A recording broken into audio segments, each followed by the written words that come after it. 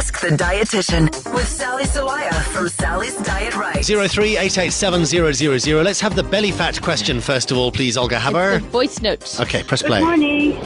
So, Sally, how can we remove belly fat, please, before summertime? Yes, I want to know, how do you get rid of belly fat? Come on, Sally. There was another person as well who asked a very similar question. Basically, she works 5 times a week and her food is good and she looks good, but she has a little bit of that stubborn belly fat and it's very frustrating. So she's asking if there's any metabolism boosting supplement that she can take. So I prefer belly fat question. I prefer that, of course, the first thing to do is to exercise more, increase the intensity of your exercise, especially with related to belly fat. In addition to all the other tips that I talked about today, it's very important to cut out all the white foods, so go more whole grain bread, whole grain cereals, burghul instead of rice, wild or brown rice instead of the white rice, brown pasta. So go whole grain because they're associated with reduced belly fat. And also you need to cut down on sugar, on salt, and take care of your alcohol intake because now it's the season and alcohol also, again, you will never get rid of your belly fat if you drink a lot. Yeah. So it will never happen. Let's say I had 4 gin and tonics. How many calories do you think that would be? It's not only about calories, Gavin. Maybe it will be about 600, let's say. But it's also about your liver will be busy burning off those extra alcohol. It will not burn off those extra fat on your belly. So it's be busy doing something else. So better yet, you're distracting your liver from what it really needs to do. Yes.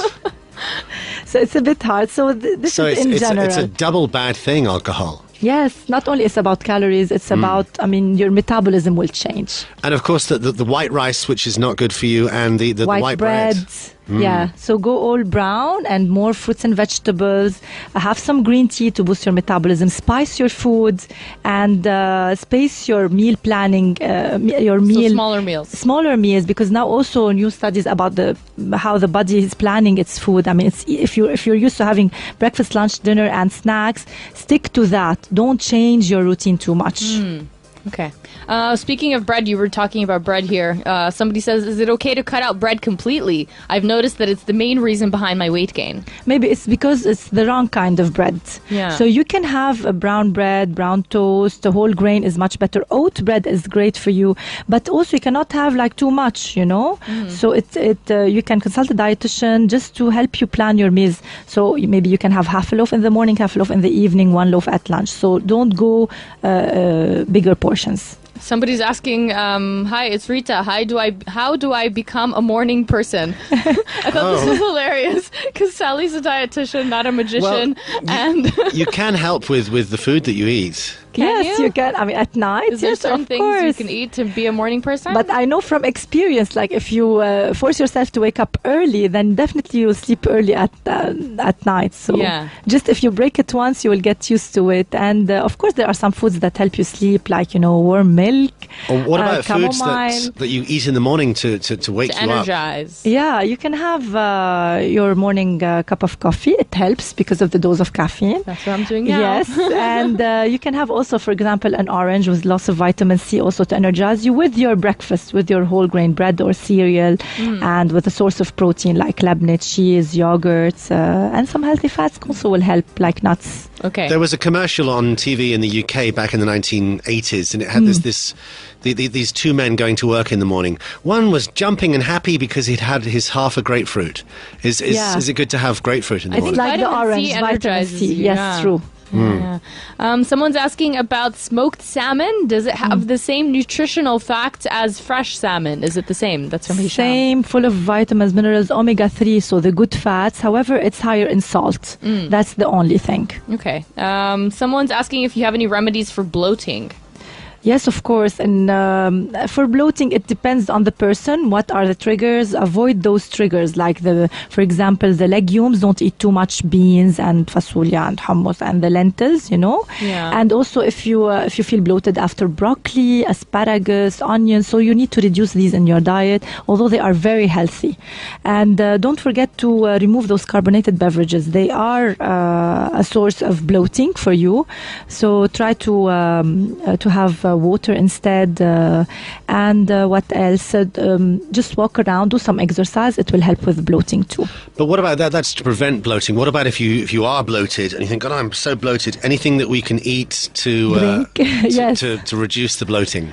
Yes, you can have a pineapple. I talked about it last time. Pineapple, parsley, papayas are also good because they help in the digestion of proteins in the stomach. And also herbal drinks are great for this. Mint, I think, and mint, anise or peppermint. something? Anise is good. Fennel tea and what did I say? Peppermint, fennel, ginger is also good. Okay. 03-887-000. What else do we have? Chris had actually a very similar question. He says he basically works out at night because those are the only times he can, and he has these cravings then. He ends up eating a lot and getting bloated. Is there any way to stop this? Maybe eating something before the workout? Yes, before the workout.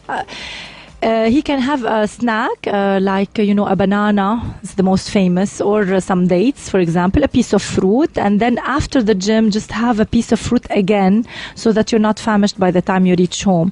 When you reach home, have your balanced meal, a salad and a whole grain sandwich with a protein inside, like tuna, turkey, salmon, labneh or cheese. But eat very slowly so you feel, satisfied. And just if you eat slowly, you will prevent hunger from striking in, and just don't have a big dinner. Okay. What else? Somebody.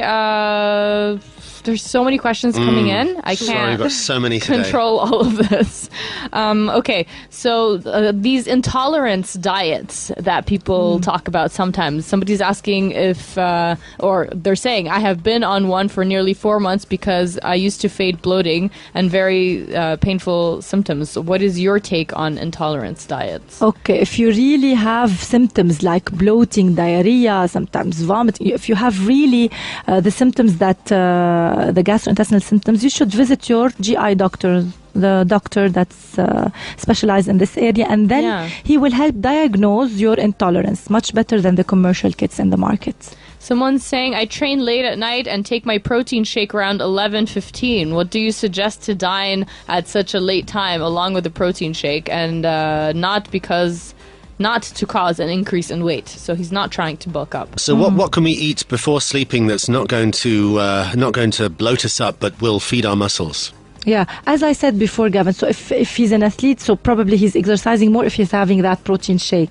So after the protein shake, have a sandwich, just a baguette, whole grain or oat bread with a protein inside. I talked about these. So this is the best bet. Don't go for a big steak or, with potatoes. You can have your balanced meal in a sandwich form and a bit of vegetables.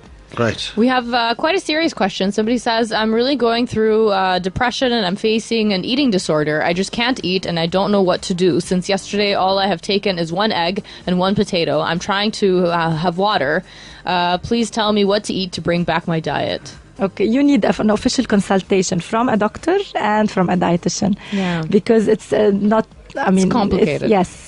Yeah, so maybe it's better to consult. Yes, you can. The right professional. Yes. What kind of things do doctors tell patients? What kind of foods do they tell them? They counsel them to eat. Gavin. In this case, they counsel them. They help them accept psychologically that they have to eat to survive and survive and have energy. So talking to someone will actually help you in more than one way. Yes, sure. But is there food that we can eat that will boost our appetite?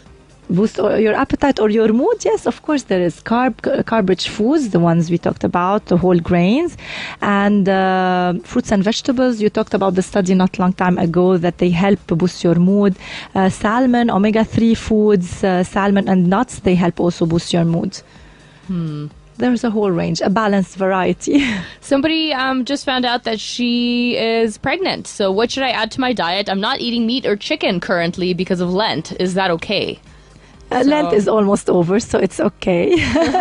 But you need to make sure you're eating high quality proteins from other sources like do need dairy. A lot of protein when you're pregnant. Yes, you need a bit more. But if you're within the first 3 months, your nutritional needs don't increase that much. It's after the first trimester that they increase, and you should eat a bit more. Okay. But during the first 3 months, it's fine. But make sure that you eat dairy, eggs, for example, and legumes, just to make up for the proteins in chicken and meat. We've got like 20 questions to choose from. Choose one more question. No, it's crazy. Yeah.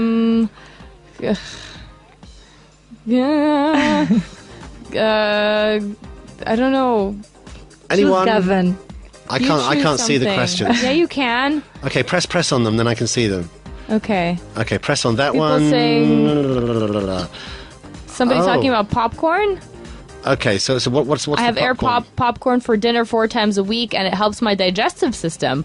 Is that okay, or am I overdoing it? I don't want my body to only digest food when I have popcorn. I love popcorn, and it's so low in calories. I have around 5 or 6 cups. Popcorn is a great snack, but normally the serving is 3 cups. 3 cups is equivalent to half a loaf of bread, half a small loaf of brown or whole grain bread.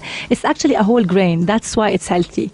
Because it's literally the grain that's popping in your microwave. Exactly. So you're eating the whole thing. So just make sure that you add something, a protein to that food. I mean, you cannot have only popcorn for dinner.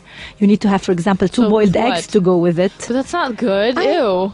I mean, 2 boiled eggs with popcorn. Okay, omelette on its own with some vegetables, maybe and then popcorn, but popcorn on its own is not a balanced meal. What other options for protein can we have? Okay, you can have labneh with labneh dip or hummus dip with some vegetables. Okay. And you can have your carbs from popcorn. It's fine. Okay. Right. Thank you very much for all your advice today. Welcome. If we didn't get to your question, we'll save them for next week. We're saving because them some now. weeks we don't get any questions hardly at all, like 1 or 2. That never happens. Well, okay, maybe not with Sally. Maybe in the beginning, but now we always have overloads. So if we didn't get to your question today, we'll do it next week. Sally Sawaya from Sally's Diet Right, thank you very much. How can we get in touch with you? Sally's Diet Right on my Facebook page. The right is spelled R-I-T-E. Thank you, Sally. Thanks, Sally.